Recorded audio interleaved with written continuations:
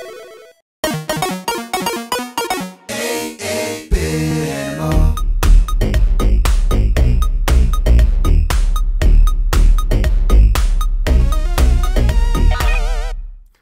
you doing, good people? This is the 8-Bit Animal, and today we're going to talk about a game that I only played for the first time today.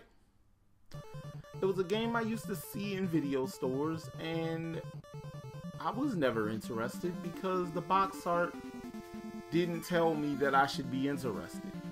See, back in the day, a lot of us figured out what we wanted to play by looking at that game box.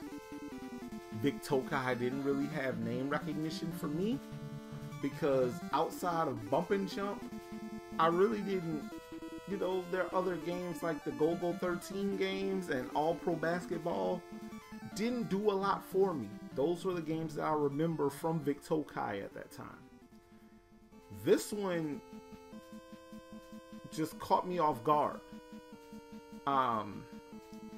And I didn't know what it was until a party game where friends would try to stump me as far as my knowledge of video games. They give me minimal information. I try to figure out what the game is. And this was a game that stumped me. So I sought it out, found out information on it, and saw that it bears a striking resemblance to Mega Man. And after getting a chance to play it for the first time today, it's a fantastic little action platformer. Now, that resale price, that's a whole different story. Today, we're going to take a look at the Krion Conquest. Now, in the Krion Conquest, you play as a witch named Francesca. Francesca has been somehow summoned to Earth after after robots from the Krion Empire come to Earth way back in 1999 to take over the planet. They basically tell the planet and tell the human race, get down and lay down. And the human race said, nah, we good. We dealt with enough people trying to take over. We good. Robots said, okay, start blowing stuff up. This witch appears out of nowhere and decides to take out the Krion Empire. Francesca is armed with a lot of different powers. There's a normal shot that can be charged, a freeze shot, a fire shot, a ball shot that can ricochet off of stuff, a shield shot, and which generates a shield when fully charged, and a broom. The broom shot is interesting because it takes the rush jet and turns it up to 11. You can change direction with it, fly up, down, stuff like that. And you can shoot while you're on the jet, on the broom. It's actually pretty cool, and it was something that I wish they would have done with Rush in the Mega Man games. The gameplay is pretty solid.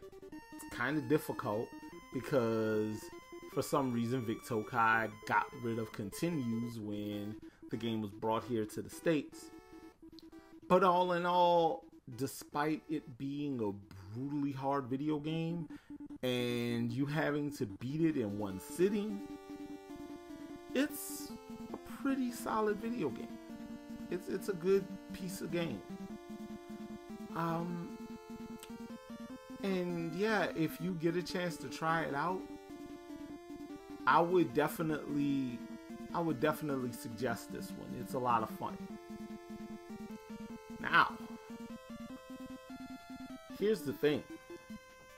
If you're looking for a physical copy of this game, one of the cheapest prices I saw was somewhere about $80.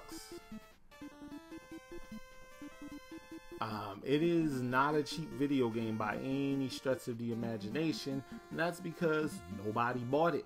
It's a very rare game.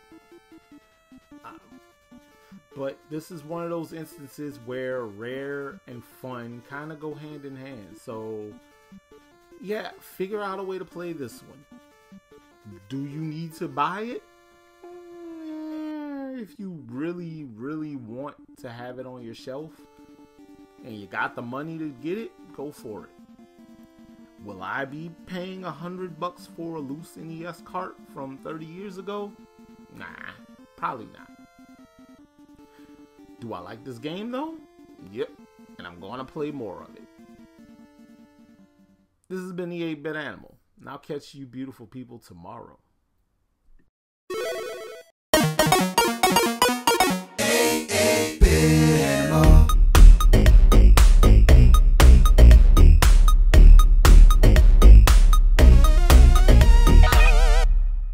Tomorrow.